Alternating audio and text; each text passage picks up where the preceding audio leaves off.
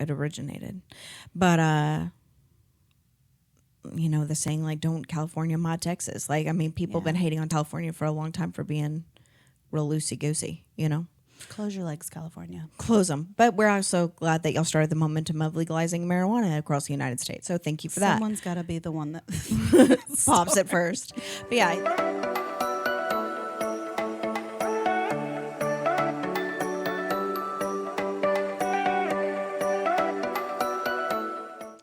Hey, y'all. Welcome to Kitty Whispers. Episode 15 of season 3. It's been a minute. Yeah. We put our last episode, we were doing so good the first 3 back. On it. And then we had some things come up and... Yeah, mostly Lauren got hit with some crazy. So anyway, thanks. Hopefully it's given you guys a chance to catch up. Yeah. And get a little feral. We For have. Feral fall. I mean, should we say? I don't think we. You count. Daidrie got feral. I didn't, though. I wished it would have been more feral. Like, Lauren, on the other hand. What? I think she's past feral. She's unhinged. Yeah, I'm a little unhinged at the moment. Yeah. I'm pretty sure I told Daidrie right before we started recording that if I was alive in the 50s, I would probably have already been taken in, committed for hysteria and a nervous breakdown. So, yay for being so progressive that we don't do that anymore, even though a break sounds nice. Gotta go to the loony bin. Gotta go. I bet that's what half these women are doing. Like, they were playing crazy so they could get a freaking break. I wish I was playing. I wish I was playing. I know. I do too. I mean, I feel like I have valid reasons to feel crazy. Yeah. But it just feels like, you know, a really bad episode of Punk'd.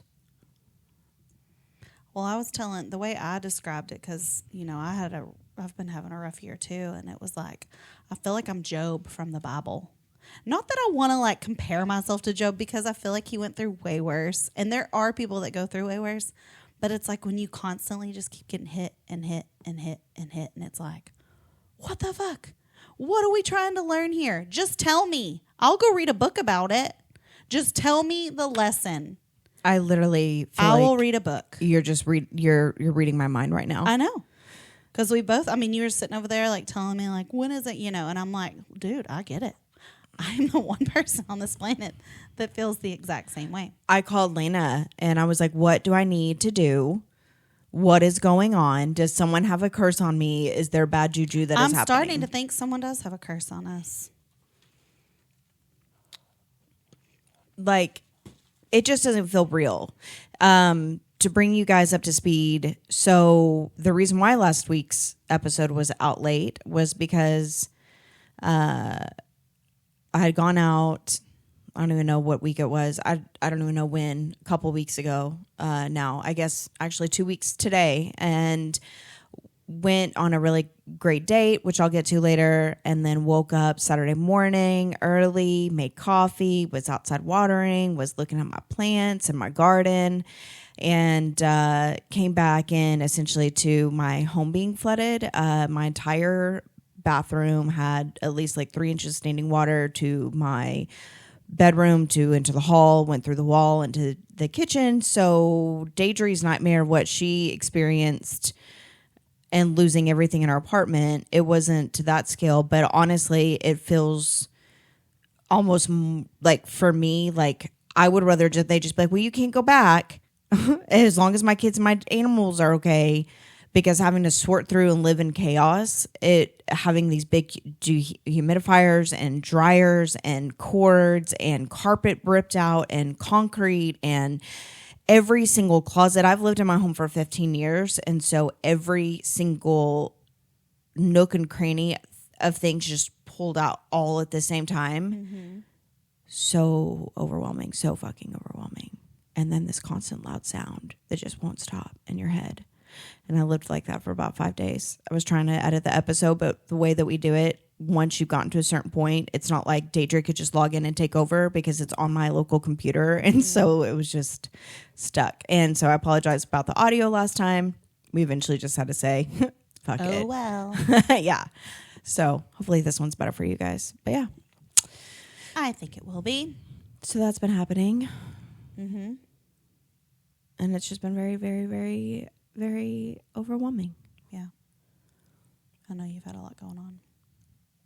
I feel like I've just been going through the motions. Yeah. Well, I feel like... I'm over that. Well, I'm over it. The thing is that school and cheer and volleyball and real life does not stop just because you have a crisis happening. Like it doesn't go away. We couldn't thank God for good friends and support systems because I've been able to, I was jokingly saying that I wanted to have a dumpster. And when we were talking about decluttering, maybe I could probably go back and hear exactly what I said. But I was like, I just want to shake my house and get rid of every single thing in there that essentially happened. So be careful what you say out loud. That's true. I think I told you that whenever you said it. I was like, don't say that out loud. It's exactly what I did. And then boom, lost everything. Yeah, you got to be careful. We're manifestors, apparently, of shit storms. Yeah, I mean, we haven't manifested anything great for ourselves, but we've manifested some shit storms. I don't even know what I'm manifesting. My energy and everything about me is chaotic at the moment. I know, me too. Well, not really. I feel like I've been like weirdly calm, but I have developed this in the past couple years. I've developed this avoidant personality, and I used to be like high school, college, probably up until I left my corporate job. I was very much operated by routine and structure, and if I had an assignment that was due at a certain time, I got it done before the due date. I was just one of those people. I was never a procrastinator, and I feel like once you kind of go through struggles or financial issues or anything like that, it's almost like you get to a point where you're just avoidant altogether. Yeah, I've been avoidant for a while now. Yeah, and I've only been this way probably like 2 years, and I think my family's not used to me being that way because like my mom will be freaking out about my stuff more than I will, and I'm like, what can you fucking do at this point? I have since like 2020. Yeah. I think 2020 is kind of that's when I started therapy and like working through all those things. So it's like, what is the point of stressing myself to where I'm like losing sleep or feeling like down and depressed, which I mean, obviously you have your days, but when it's out of my control, when the situation is out of your control, like, so I feel like I've just been kind of in this like air spacey headspace, you know what I mean? So like I'm waking up, I'm doing my things, I'm going through the motions, I'm getting shit done. And I was telling our friend Casey, I was like, I feel like there's nothing behind the eyes. Like I'm operating at a robotic state. Could be because my anxiety medication dose has gone up significantly. Maybe. So now I'm just like going. But yeah, I hit that way, especially with financial stress and things before I started my agency and working for myself, living constantly in such a, you have these 2 little children who are looking at you and you're their sole provider and you don't know how you're going to buy groceries. And it's incredibly stressful. And going through that so often, it got to the point where, one, I'm glad that ultimately it did lead to me making changes in my life to where I was able to change that situation. But it was incredibly painful and stressful to go through. But then on top of that's the thing is like, I feel like I'm constantly, it's like compounded. It's not just one thing. It's not just, or it's like I come off of that. I mean, in the past 2 months, I literally have had to replace major appliances in my home, new tires, kid stuff. Now my house flooded. It's like, when is enough? Like when do we hit that point, and how do I not have a complete nervous breakdown in between? Because I feel like I keep taking it in stride, but I'm at the end of my rope, really, if I'm being honest. Can't catch a break. No. And then you feel like for me, I feel like for a while I was just kind of a hermit, you know? Like you go through all this shit and then you finally get out of the house to provide yourself with some joy and then you break your elbow. Or like I pretty much became a hermit and I got pneumonia. Like how the fuck do you get pneumonia when you don't do anything? Right. And I'm just like, I don't do anything to be unhealthy. I don't understand. Like, why do I have to constantly feel bad? And I was thinking about this when I got out of the shower this morning. I feel like being a female in general, there's about 1 week out of the month that we feel somewhat okay. Yeah. Like you're not bloated, your tits don't hurt and ache constantly, you're not constipated, you're not having this raging headache because you're about to start your period. Or random cramps. Nausea, like just 1 week where I'm like, wow, I've felt actually okay this week and not like a haggard, exhausted, crampy mess. I don't know when the last time I felt that way.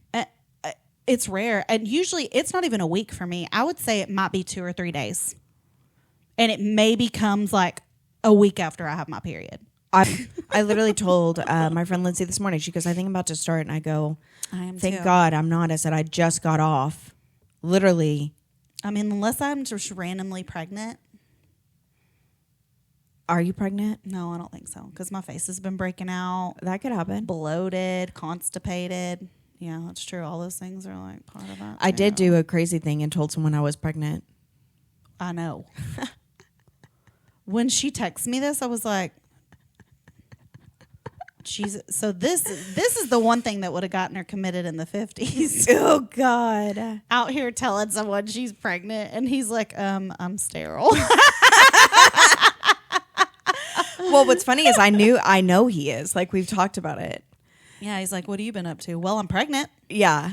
So how do you feel about that? So, and I don't want to spend a lot of time on him because he's kind of insignificant, but this part is really funny. So if y'all want to talk about being unhinged.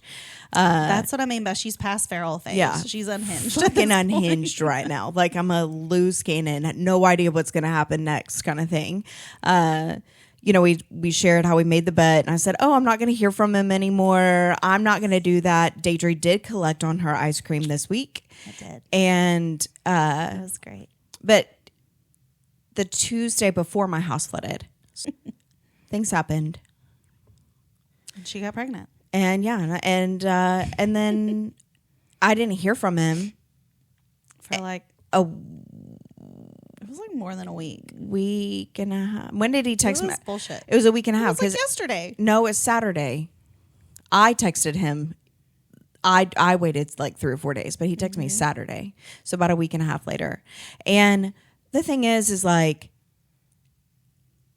first of all, if anybody, you know, I feel like the rules of hooking up are, if you enjoyed it. Are there rules anymore? Etiquette.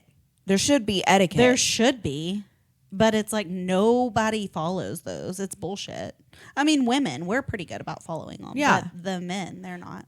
I was something that has not. She's been keeping things from me, though, y'all.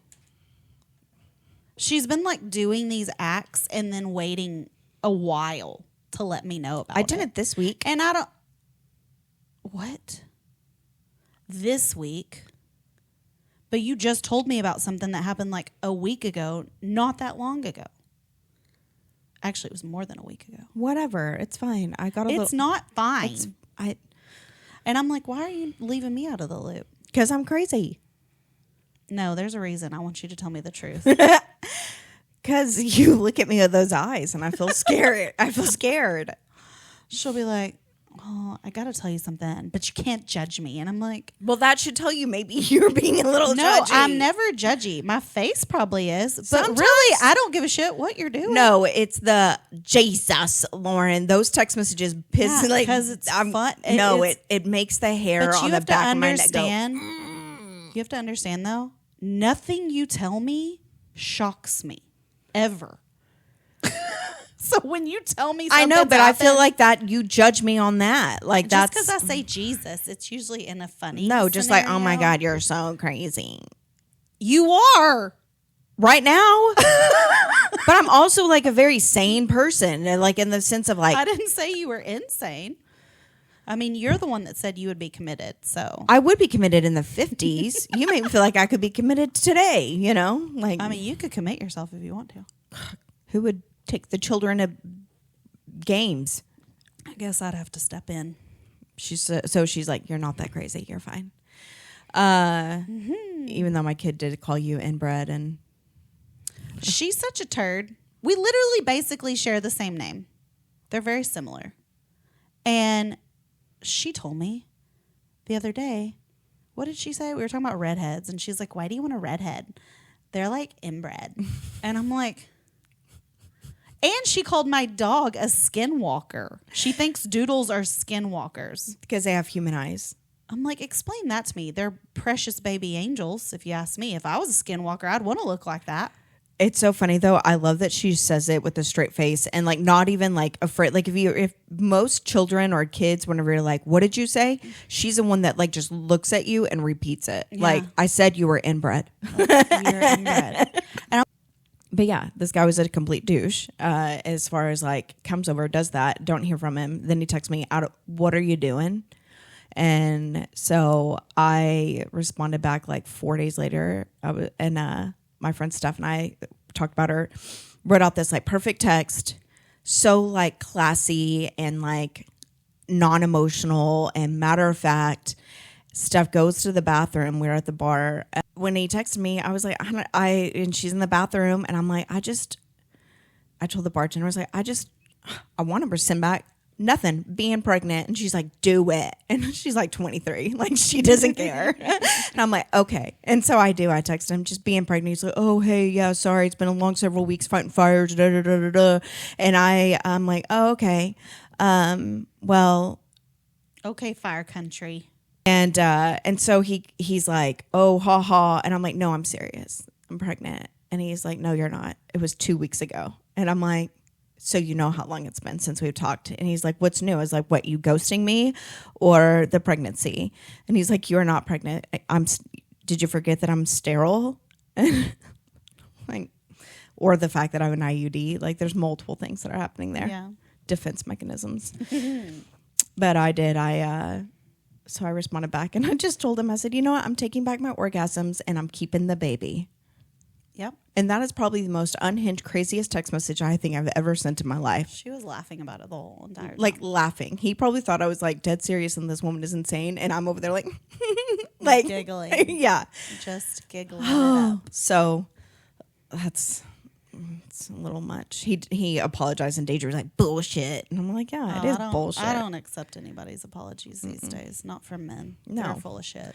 Well, and that brings up a good point because our friend Lee sent us something last night, like a reel that had to do with basically what? Like if you know someone is truly like the 10 things. Yeah. 10 things that kind of are little reminders of like, this guy is not worth your time. You know what I mean? And I feel like it's honestly, there was one I had put into question, but I think after my last situation, I'm like, well, that was kind of a learned lesson. And yes, it's probably right. But I was going to read off some of them.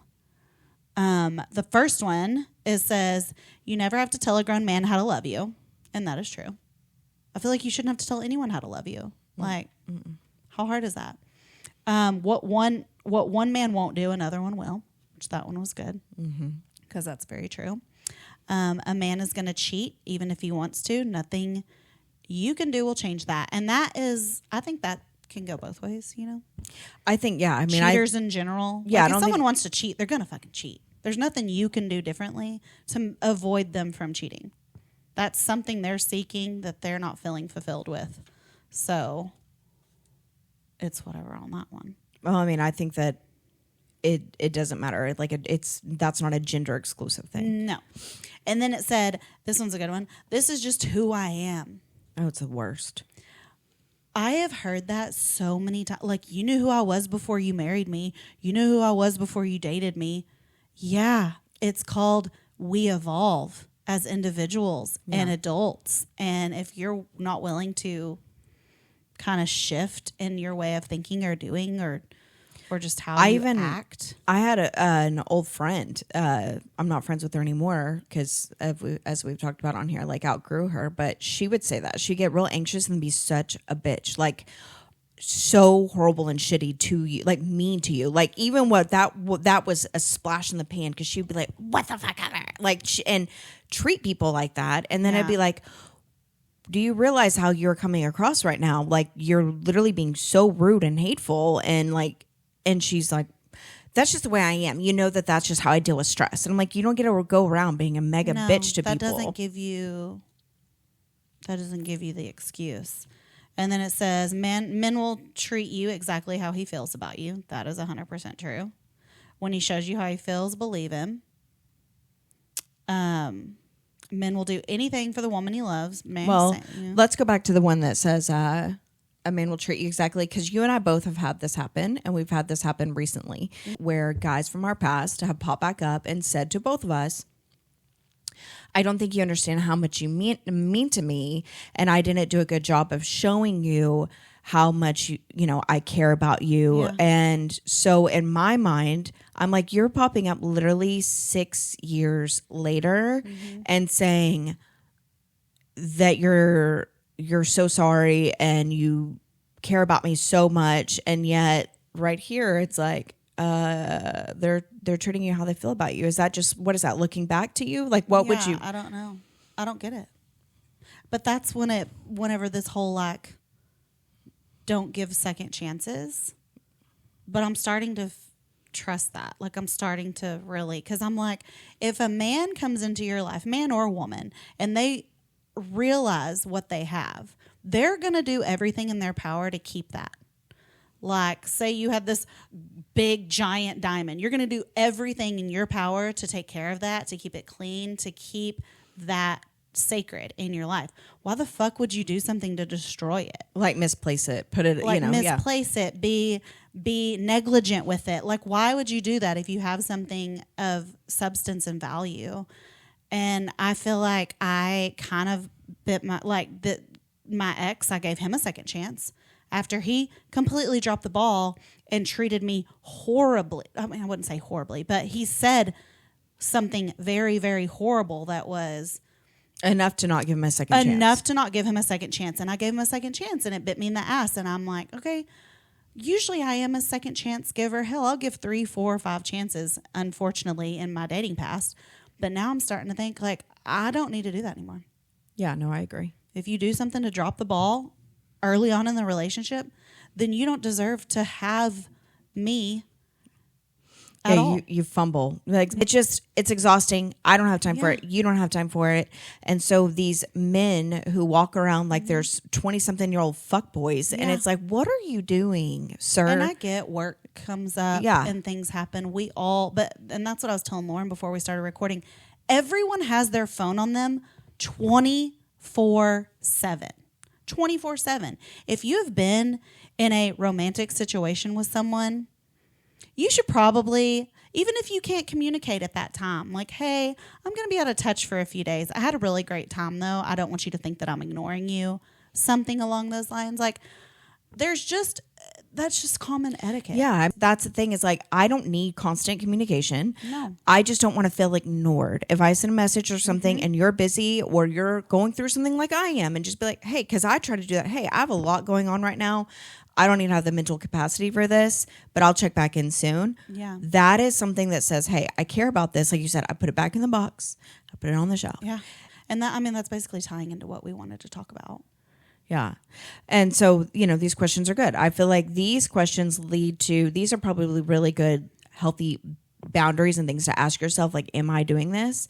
But, but here's the thing, regardless of how you feel about someone, and this could be a job, this could be a friend, this could be any area of your life, a job that you applied for and didn't get, it could be something like that. But when you deal with rejection or disappointment, it's hard not to take personal because it hurts. You're like, damn, like, absolutely. Is there something, why did they do that? Like the question, and like, I think guys sometimes think that they have the upper hand when in reality, we don't give a fuck. You think texting me back to back is going to make me really like cling on to you? No, if anything, like 9 times out of 10, we're the ones holding the cards. Yeah. We know how everything is going to go. Like, just stop pretending that, oh, if I reach out too much, like this person's going to get the wrong idea. Like, the fact that you could make a joke about him ghosting you, I hope made him realize, like, I literally scolded. I said, like, I made the joke, and then I was like, let's be honest. I was like, it's not. He goes, well, I thought we were just hooking up. And I said, well, we were, but old enough that you should know how to fuck a woman like a whore, but not treat her like one. Like, you should be old enough that you know how to do that and be respectful. And if you don't, then what are you doing? Like, I don't know. I just think that the other thing about that, and because we do develop and feel rejection in so many different areas, that one of the things is like, it's just reaffirming that that's not your person. That's not what is meant for you. That's not the job. It's just rejection is truly just redirection in your life. And so that's kind of how all of these horrible things that I feel like I'm drowning in, literally, guess they were necessary things. I've been saying I want to clean everything out. Well, guess what? I did. I mean, does it make sense right now? No, but I'm really hoping down the line it will, just as you reminded me the other day whenever I was having a hard time. Lauren, you're going to get through this just like you've gone through everything else. Yeah. So. Always. And luckily you have a community around you. But, whenever we were kind of doing our little research about rejection and just the different types of rejection and the different, I guess you could say, reactions to rejection. And a lot of it has to do with like childhood trauma and those types of things. Because, I mean, in reality, we respond to rejection based on probably how it started when we were little. You know, if you felt rejected or... Well, abandonment issues. Like when you were little, you're going to respond in a certain way. But one thing that like really kind of grabbed my attention is they said a lot of the things, like when people have these big responses to rejection, it's because they feel tied to that. Like it could be a relationship or a job, or, say you worked so hard on something and then you turn it in and it's like, it was okay. Or someone like, I think it gave an example of, you wrote this memoir and then you turn it into your editor and your editor's like, it's not that great, and it's something you feel so connected to and so tied to. And that's when the rejection can feel like an extension of you. Like yes. It's your like, what did I do wrong? Your value. Yeah. And so then you start questioning your value and things like that. And I think it's important for us to not allow ourselves to be so, like in a relationship, don't put everything you have into that person, because then that is your life. Like that becomes your whole world. So if something is to happen, you feel like everything around you is just crumbling. Same with work. Why would you give your life to some corporate job that they will, you're just a number. They'll replace you at any moment and can. Everyone is replaceable. I learned that in HR. Everyone comes into work and thinks, they could never get rid of me. 100% they can, because I have been there and I felt that way. I felt like I was irreplaceable and I contributed to a bulk of the company, but they were able to get rid of me like that. Now, is it probably the same there? No. But it's because I was so intertwined and it was such my identity at that point that my heart still hurts, from that type of rejection. And I think a lot of people struggle with that is because they just put so much of their identity into work and relationships and friendships. Well, and I think people, even as parents, that, their children, their kids, and as they grow up and their kids start moving on, they're gonna leave one day. They're gonna have their own lives. That's where they say that sometimes in that wave, that's where people get divorced if they stay together, because they look up and you don't know your partner anymore, and your whole identity's been being someone's mom or being someone's, and that's one of the whole points about this podcast that kind of for me was normalizing being a human being outside of like what we do for a living or being someone's mom, because I am a person. Having hobbies, having different groups of friends. You know what I mean? Because there's so many ebbs and flows in friendships. You know, we've both gone through friendship losses, big ones. Yeah. And I am grateful that I have my different groups of friends. I have my friends that I can go and chill with. I have my high school friends. I have my friends that I want to call up if I want to go out and have a good time, you know? And it's like, you just don't want to have or give your life to just one avenue. Yeah, for sure. You know, the friends that I had that I talked about before in the friendship episode, that one of them I mentioned, you know, those were my two best friends. I had other friendships that I would go and see, but I mean, one of them, we were thick as thieves, single moms together, and for multiple days a week. And so I didn't really need or feel comfortable. The girls were so small at that point that it was hard to take them around everywhere. So once I found a place that I felt like I fit, then I stuck to that. And then whenever that ended, it was so devastating just at the, oh, wow, we're not that close. We're not that important in each other's lives. Like, I think it took you making new friends and seeing the value that they were bringing to your life to make you realize, like, why am I still like trying to hold on so tightly to this when it's not being.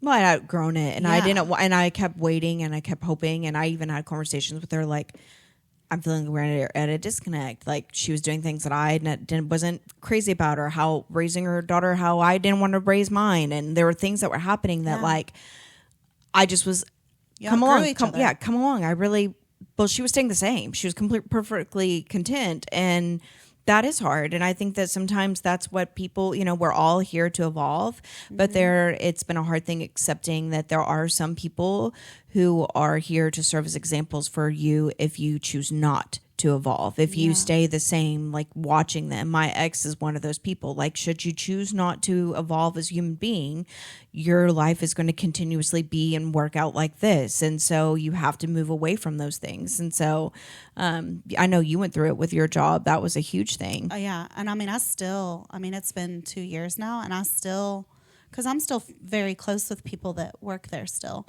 And, you know, my heart still aches just because of how I was treated through everything. And, you know, I've, over the past summer, been watching my Bubba go through the same kind of evolution. You know, he's worked in high up executive HR roles for decades. And, you know, he decided to step down from his last position. And so he's just been in this limbo place because that was so much of his identity that he's like, well, now I don't know what I want to do. Do I want to do, you know, and he has options, luckily, but I think he's getting to the point where he's like in this panic state because he's like, I gotta find work. I gotta do this. I gotta do that.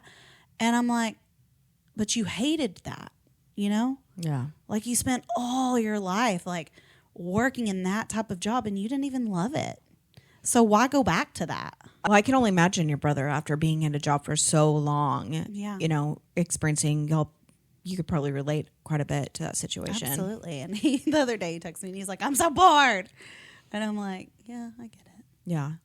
I definitely think that when you go from being any type of major change like that, it's hard not to feel attached to it. And I think it's normal that you do. I think it's just also important to remind yourself that if that was your person, if that was your dream job, if that was exactly where you're meant to be, then you would still have that. That would be in your life. But like, instead of taking it so personally, oh my gosh, they were my person. Like, I'm not their person. I'm not what they want. The thing is that you have to like also look at it and go, you know what? That also means that they're not my person. They're not right for me. It's not that I'm not right for them. It's they're not right for me either, you know? And I think it makes it a little bit easier to separate yourself from. Well, and I think the question to ask yourself is, if this person was to leave my life right now, if this person was to leave my life, if this job was to leave my life, if this hobby was to leave my life right now, what else do I have? And if you can't come up with like several different answers, then you need to kind of reevaluate. And what if I don't want to ask myself, what would I do if Daidrie wasn't in my life? Well, luckily you'd be able to say, I have a community behind me. if I were to be gone. Like if I were to leave or something were to happen to me, like you. That triggers my abandonment real deep when you say that to me. You have so many people that are still that you can rely on. You know what I mean? No. Like I'm not your No. sole person. No, I mean neither of us are, but you are definitely one of my huge. foundational people. Yeah, no, it's not like you wouldn't fit. Like that's the thing. You can have relationships, and you're gonna feel the absolute heartache, but you just don't want that person or thing or whatever place to be your identity. Well, and I think that honestly, that's where like toxic people, I don't want to even just say men, but toxic men and women, that's why they cut off your support system so that they are your only support Your person. Sole thing to rely on for happiness, money. And I know there's a lot of women that are in those types of relationships. Yeah. And there's a lady I've been following recently, and it's so sad. And she lives here in Texas, and she was a stay-at-home mom. She had been with her husband since, I think, high school. They have 2 little ones together, and she literally found out he was cheating. And I think we've even talked about it before. Yeah, I think you told me about her, cheating, and left her same day. And she said they made the decision as a couple for her to be a stay-at-home mom. He was the main provider. So she had to basically reevaluate and come up with, how am I going to provide for my girls? And she's killed it. I mean, most women, if their feet are held to the fire, they're gonna, react. You're gonna respond, especially with a mothering instinct. I mean, whenever I had everything hit the fan in my professional world with my mom, that was one of the gasoline to the fire kind of situations of like having to step in and figure it out real fast. Yeah. And you do. Real quick. And so it's like, I don't know. For me, that may be Feet Finder now. Truly. Maybe need paint. I always need some extra income. Yeah. I know Lauren's like, my feet look busted right now, though. And I'm like, there might be people that are into that. Like, after cleaning up all that water and buckets and stuff, I had never... She's just outside kicking rocks. Yeah, no, it literally looked... kicking concrete in my house. And the night before, I was on, a date, and I tripped and... I wasn't even intoxicated. She was literally texting me this during... I don't even know where I was, but she's like, I just fell. Like, and then I fell again. I literally walked in the same circle around it, and then I tripped my... It just makes me nervous, you falling in general, because I'm like, great. We don't need any more knee injuries. Well, my knee, look at it. It's still scabbed. Oh, my knee has been messed up. And the next day, when I'm on the ground, soaking wet, trying to cut up this carpet, and my knee has the biggest scab and is so busted, and I couldn't find I was like yelling, I was like, bring me a Band-Aid. My daughter, this is funny, she brings me a panty liner, she brings me a pad, like that's what she brought me. She needed a Band-Aid for her scabbed knee, and her daughter brought her a panty liner. Here, mama. I tried to use it and it just was soaking wet. The fact that you tried. Well, because I'm like on the carpet. I needed something. Did you put the sticky side onto the wound? No, I folded. I just needed something as a barrier for my knee for the ground while I was cutting up carpet in a panic. And so like it wasn't going to absorb all the water. Can you imagine if she would have brought you like a pad? It would have just been like... It's not what I was trying to do there. I just needed something where I wasn't setting it on like dirty water. You know what? This is funny. And I've probably told this story before, but in college, my roommate Jill had this class of creative thinking, and she had to take all these objects, like outside of scissors, what could you use this for? And I feel like your youngest would really thrive in that. I do too. Outside of the regular use for this panty liner, what else? Knee pads. Bandage. Yeah. Knee pad. Bandage. It's basically a vagina bandage, if you think about it. It's true. I mean, they say if you get a bloody nose, my nostrils are not big enough, but, some people, I guess, put tampons up there. You know what's funny, though? Ever since she did that, I don't know why I keep hitting my mic. Ever since she did that exercise, I feel like subconsciously... Every time I have like a weird object, I'll be like, what else could I use this for? Notes? If we ever get stranded on an island. Yeah. If you were going to be stranded, what are the 3 items that you would take? That's a good question. I feel like it would be pointless to take a toothbrush. 100%. And we could do something else with that. I would say definitely a knife of some kind. Maybe a fire starter. Flint. Yeah, like the little sparker things. And then I would say probably like some sort of netting.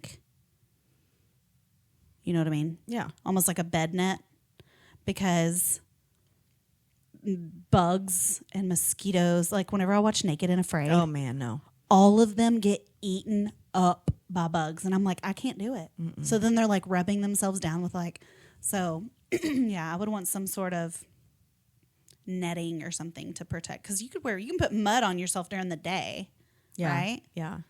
So I would want something to protect me at least while I'm sleeping, so I don't feel like critters are going to get near me. Oh, man. Can you imagine? No, I don't What want would you to. take if you were on Naked and Afraid? Would you ever do Naked and Afraid? My thing is, like, these people are doing Naked and Afraid and they're not getting anything in return. Like, it's literally just you completed it. You finished. You survived. You finished the task. Maybe that's a change you need in your life. No. Absolutely not. I would definitely take a knife of some sort. Probably a field knife, dressing knife. Yeah. I was thinking some type of rope. Rope to hang yourself with when you're ready to give up. I was thinking more of like building some type of shelter, like tying things together. But you could also use, I know I've seen a lot of them use like almost like bamboo leaves, where they're so sturdy that they can like weave them and yeah. But braid when 'em. you said netting and bugs, that immediately trumped rope in my mind. I know. So that, and I don't know. I don't either. And then I was thinking, okay, they have majority of these places, they have to boil the water. So do you need to bring a pot? Do they supply the pot? No. So how would you, like, if you were to plane crash right now? I started Lost the other day. I haven't been able to get into it. That was my number one show Okay, forever. how do I get into it? I don't know, but I used to be so, like, when it was... Casey was telling me, she's like, Daidrie, you've never seen Lost? And I was like, no, because it's kind of sci-fi too, and I don't get that. Oh, it gets so good. When it was I need to keep originally pushing out, through. when it was originally like on ABC, Oh, it's like Game of Thrones. My ex and I used to watch it on every Wednesday. We had like Lost days, like that. Our whole day was Like, devoted. This is day for Lost. Yeah. Like Grey's Anatomy, as popular as Grey's Anatomy. You know what's crazy about Grey's Anatomy is I've never watched it. My daughter loves it, my oldest, but I can't believe they're still filming the damn show. oh, I know it's crazy. But you know what I have been watching? What? Station 19. And Station 19 is the Seattle Fire Department, and people from We're just really into firemen right now. yeah, apparently the people from Grey's Anatomy, there's some of them also are. It's like the fire station for where Grey's Anatomy is supposedly. Oh, for like the hospital. So sometimes the firemen They interact with the Yeah. gotcha. And There's a crossover. There's a crossover. Yeah. That's funny. But I really, But I yeah, like it. Grey's Anatomy, they're still going at it. But Lost, yeah. So I'm trying to get into Lost, but I'm like, which they had luggage and stuff to go through, so they could go through the luggage and Let's just and hope. grab what they needed. But I'm like, if you were stranded on an island, how would you boil water? Real Lord of the Flies type stuff happening. I know. You'd have to, I guess, carve out you could use a Coconut. coconut. Coconut. But it would burn. It'd have to be something that can't burn. I don't know. We'd be fucked. I'd get a slab and just cook things on it. I mean, technically, I think if you find fresh water on an island, it's usually okay, right? I don't know. I don't know. Most people are probably shitting their brains out. You know what show that I have been watching or that I finished and I loved? What? Nobody Wants This. Oh my God, it was so good. So good. If y'all haven't watched it, you totally need to. Like, we have decided to convert to Judaism because of this. Adam Brody is the hottest rabbi. The hottest rabbi I've ever seen. In fact, I'm about to start looking up rabbis just in general to see if there's any other hot ones out there. When he looks at her and she's like, I've always been told that I'm too much. He's like, I can handle it. I'm like, where are you? Nobody Where says are that you? shit. No, Maybe a rabbi in would. reality, nobody says that. Rabbi who sees the best in people. That's what I mean. Do they though? I don't know. They're not near as judgy as Catholicism, but That's definitely No offense to our Catholics. Yeah, definitely not. No offense, but y'all know, like y'all are. It's a lot. Yeah, I'd be a saying lot. Hail Marys for the rest of my life. So Forever. Honestly, I just can't get over the fact of like telling. This is gonna sound terrible, but telling someone that could potentially be a pedophile my sins. I just can't do it. Lauren's looking at me like I'm great. It's true. No, I agree. If I'm looking you at you, not like I agree. Like I bet there are the percentage of pedophiles versus non-pedophiles is much higher. Honestly, though, that's in anywhere. I mean, it is. I cannot reveal a source, but I was just told a very frightening fact about a huge mega church here in Texas. What? And I mean, just the amount of individual claims that people have against them for inappropriate sexual contact, and it's like internal, kind of like how the military deals with their stuff internally. The way that the church deals with things, like let's be hush hush about it. Let's not go to the police. It's like, what the fuck is happening? It's crazy. Have you? There's a show on HBO, and it's about a mega church. Have you watched it? Yes. It's really fucking funny. What's it called again? I don't know. My brother's the one that got me into it, and it's basically about this family that has started this mega church. Yeah. And they are all unhinged and awful, and they should never be running a church. But they're making There's several of those shows out there, and I love them. Nobody Wants This, though. They're so good. It's about a podcaster, much like ourselves. Yeah, they are a lot like us. And she meets this rabbi, and it's really kind of cute. I even had a friend, somebody messaged me, and they're like, oh my gosh, if you haven't watched Nobody Wants This, you need to watch it. It's you. And I'm like, is it me? Because I don't have a damn rabbi. No. That's why we've decided to join. We're going to at least go check it out. We're going to go to the temple. I think that's what they call it. Yeah. We're going to go to the temple if we're allowed. I'm open to converting. I mean, it's a whole process, so apparently we'll definitely have to ask some questions. But yeah. And anyway, just know that if you're dealing with any type of loss or sudden change or anything, hopefully you check out one of those shows for entertainment. Yeah. And then also highly recommend just getting stoned and eating ice cream and watching one of those shows. Not ice cream. Ice cream. But also try not to take it so personally, and realize that like it's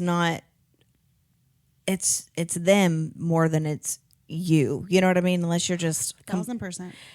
And even if it's the job and it feels like, well, I got fired because of me, at the end, it's always going to be, it's obviously not your dream job. It's not where you're supposed to be. I mean, don't be one of those people that likes to blame everybody else for your problems. That's not what we're saying, but just have some level of like some grace. Give yourself grace, but also realize that if something is being removed from your life, then it's like a very clear sign that it's not meant to be there. Yep. So, and there's a higher power redirecting you. Yeah. To go a different route. Yep. You know? Rejection. I'm still trying to figure out what that route is. I'm still trying to why the route has changed paces so many times, but I'm hoping one day I'm just going to look up and look at my life and be like, well, that makes sense. This is why. Yeah. I've been able to do that over some things in the past. I'm just getting real tired of having these epiphanies. Yeah, I don't want any more epiphanies. I just want to feel content. Yeah, I feel like I've learned some things, and I'd really like to just be like, Mercy, whatever lesson you're wanting me to learn, I'm open. I'm all ears. Like I said, stop trying to teach me lessons, Lord. Just send me a book to read, and I'll take notes. Yeah. I don't need any more life lessons. Yeah. Maybe my life has been like super easy up until like recently. That's why it's like, here, let her really like feel some sort of discomfort. Maybe. What's my excuse then? I don't know. Not even an excuse, and that wasn't the word. But what's like my what your lesson? Yeah, well, that's the thing. I don't know. I wish I knew. I mean, I feel like some of it I can make sense of, and then other things I just can't. Not that this is a religious podcast by any means, but they say God only gives you as much as you can handle. And I know you're at your wits' end and your breaking point, but apparently he thinks you're pretty fucking strong. You're like an ox. That's my Chinese Is symbol. it? And I'm a Taurus, which is a bull. So, I mean, There you go. it's real cool. They're strong creatures. Yay. Yay. But yeah, other than that, but you know what I have been doing about it or trying, I did start working on my trainer again this week. Very sore, but all good things. I felt like Good if I have a sore. lot of feeling just really uncomfortable in so many areas, if there is something that I can control, it's in that hour of going and just exerting that Absolutely. energy in a healthy, positive way. And I'm also pretty sure, unless something just like fluke, but I'm going to be trying to stick to sober October. So like California sober, obviously. What's California's? Oh, But why does California be the one? because it was the that's first one to fun? legalize it. That's Really? why. Yeah. It was Florida wasn't. No. Florida's wild. Yeah. No, Or but Missouri, I feel like Massachusetts would have been the first. no, definitely California. That's like where the original, all of like the hardcore left, and you know, that's where it originated. But you know, the saying like, "Don't California mod Texas." Like, I mean, people have been Yeah. hating on California for a long time for being real loosey goosey. You know, Close your legs, California. close them. But we're also glad that y'all started the momentum of legalizing marijuana across the United States. So thank you for that. Someone's got to be the one that Pops it first. But yeah, I think that California sober, as I'm trying to work on. I'm not a big drinker, so I feel like I could totally go without drinking. Yeah. And be fine. It's only when I'm socially drinking, like I'll like Yeah. to have a margarita. You're also not a mom yet, and things sometimes they just grind your gears, and you like, I'm gonna have a glass of wine, you know. But Yeah. I mean, I don't drink a lot through the week, but I feel like I drink at least once a week. I feel like, you know, whether I'm at home or I'm out, Yeah. I feel like I'm drinking like 1 to 2 times a week right now. And as I start working out and kind of trying to figure out everything that's going on, like, no, I'm not going to do that. Yeah. So anyway, figured good reason. I think so too. Maybe. I mean, not like I'm doing it for any other reason than just like trying to get a Well, handle it on kinda some gives your shit. body a little reset. So Yeah.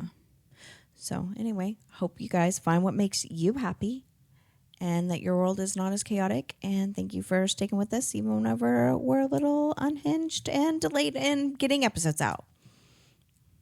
it'll get better. Yes. All right, guys. Bye. See you next week. Later, Gator.